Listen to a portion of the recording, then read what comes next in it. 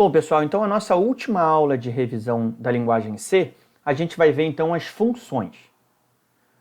Então o que a gente vai ver basicamente aqui? Conceito, como é que a gente utiliza ela, e a diferença entre função por parâmetro, por valor e por referência. E aí, o que venham então ser as funções? Então, funções são subprogramas, ou seja, são pequenos algoritmos que eles vão fornecer uma regra ou uma responsabilidade específica. Então, o que a gente tem? Se a gente tiver trechos de código dentro do nosso algoritmo que tem uma regra ou uma responsabilidade, a gente extrai eles de dentro do nosso algoritmo e criamos uma função para eles. Qual é a vantagem disso? A gente pode reutilizar essas funções em outros programas que a gente for criar, né? Então, por exemplo, eu tenho uma função para calcular o IMC. E aí, se mais tarde eu for criar um outro programa para criar ou para calcular novamente o IMC, eu já tenho uma função pronta para isso. E aí eu não preciso reescrever esse código. E aí, também dentro do nosso próprio algoritmo, se a gente tiver esse mesmo trecho de código sendo repetido várias vezes, quando a gente transforma ele numa função, basta a gente fazer a chamada a esse trecho de código. Isso então facilita porque o nosso programa principal ele vai ficar menor, já que o programa ele passa a não ter replicação de código, e a gente com isso consegue também facilitar a manutenção. Então a manutenabilidade do código fica melhor, porque está tudo centralizado em apenas uma função. Se eu tiver que alterar alguma coisa, eu altero nessa função e ela já será impactada em todos os locais que fizerem a chamada para essa função. Vamos pegar só essa imagem aqui para ver se facilita um pouquinho mais. Então a gente tem aqui, à nossa esquerda, o nosso programa principal, que nada mais é do que o nosso main lá. E aí vamos supor que a gente criou uma função aqui, uma função para percorrer um vetor, por exemplo.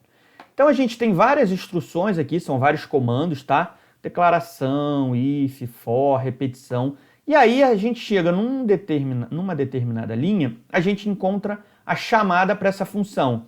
Repare que o compilador ele para de executar o programa principal, ele vai lá para a função, vai executar tudo o que tiver dentro da função, e quando ele encontrar o fechamento, né, ou seja, a chave de fechamento da função, ele retorna então para a função principal, continuando com ela. Tudo bem? Talvez aqui tenha ficado um pouco mais fácil, mas agora vamos ver na prática alguns exemplos. Como é que a gente declara uma função? Então, basicamente, a gente vai declarar a função com tipo de retorno dela. Quais são os tipos de retorno? Todos os tipos que a gente viu até agora. Int, float, char, struct, a gente pode ter como tipo de retorno. E aí a gente vai ter o nome dela.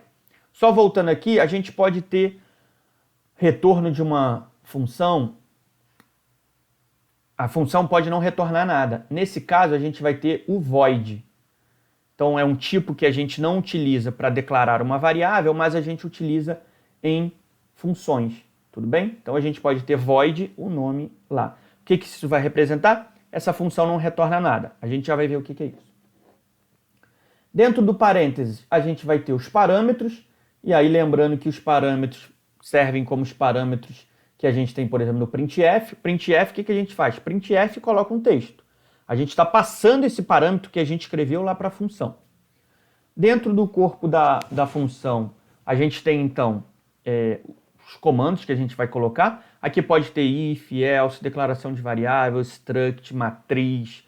Posso ter declaração de uma outra função, chamada de uma outra função. Posso ter tudo aqui dentro. E o retorno que não é obrigatório. Por que o retorno não é obrigatório? Porque se a gente declarar essa variável do tipo void, ele não vai ter retorno. Se não for void, todos os outros tipos terão que ter um retorno. A gente já vai ver o que vem a ser isso. Então aqui só para vocês terem aí no slide, né? Parâmetros, então, eles vão ser definidos na criação da função, quando a gente monta a nossa função. Os argumentos, então, que a gente está passando para essa função. E o retorno vai ser o valor que a gente espera no nosso programa principal. A gente vai ver um exemplo de soma. Vamos só observar linha a linha esse trecho de código. A gente começa aqui a nossa main. Então, o que, que a gente tem? A declaração de R, que é um número, e a gente tem R igual soma 10,5. Quem é soma? Abro parênteses. A gente não conhecia até então. Se a gente for observar antes da main, a gente tem int soma. O que, que é isso? É a declaração de uma função. Então, aqui a gente está declarando uma função do tipo int. Então, essa função ela vai retornar um valor inteiro para quem está chamando essa função. Tá? Então, quem chamar o soma vai esperar o retorno de um inteiro. O que, que a gente passa dentro do parênteses do soma? Dois valores, dois inteiros, vamos só observar. Um chamado A, o outro chamado B. E eles são também do tipo inteiro. Dentro do soma, a gente tem a declaração de uma variável chamada resultado, e aí a gente faz resultado igual A mais B. Tudo bem? Quem vai ser resultado? A mais B. O return, então, ou seja, quem vai ser o retorno dessa função, ela vai retornar a soma desses dois valores. Vamos agora entender o que, que acontece quando a gente invoca, ou seja, quando a gente chama ela na main. Aqui na main a gente está dando R igual a soma. Um igual era para quê? Lembra? A atribuição. Então, o que estiver à direita vai ser armazenado no R. Mas quem que é esse soma 10,5? É a função que tem um retorno do tipo inteiro. Então, quando eu chamo essa função, ela vai retornar um inteiro. Então, o que vai ser armazenado no R vai ser um número inteiro. Que número é esse? Vamos ver aqui, ó. Ele está passando, chamando a função, passando 10,5. Então, olha o que, que vai acontecer. No soma, o 10 vai ser colocado no lugar do A e o 5 no lugar do B. Tudo bem? Ele vai fazer uma cópia.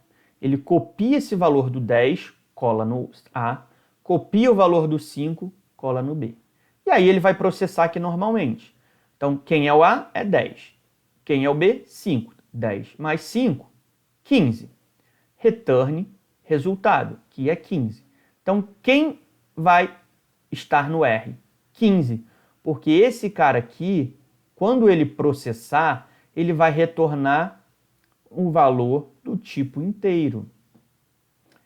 Então, o 15 vai aparecer aqui. Então, quando ele mostrar na tela soma, vai sair o valor 15. Percebam? Então, a gente pegou esse cálculo e colocou numa função. Ah, mas eu poderia ter esse código dentro da minha main. Poderia, mas vamos imaginar que a gente chama esse mesmo trecho de código 30 vezes na minha main. Eu ia ter que ter 30 vezes isso repetido. Agora não. Eu tenho esse lugar fora da minha main e basta eu só chamar passando os valores que eu quero que ele realize o cálculo para mim. Tudo bem? Ficou um pouco mais fácil de entender? Alguns detalhes aqui que a gente tem que observar. Bom, quando a gente tem aqui o 10 e o 5, aqui eles já estão em valores fixos. Eu poderia utilizar aqui variáveis. Então aqui ao invés do 10 poderia ser uma variável e do 5 também poderia ser uma variável, sem problema. Uma informação aqui importante. Se a gente for observar aqui, ó, a main está aqui. Antes da main tem a soma.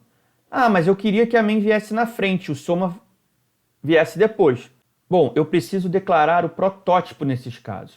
O que vem a ser o protótipo, então?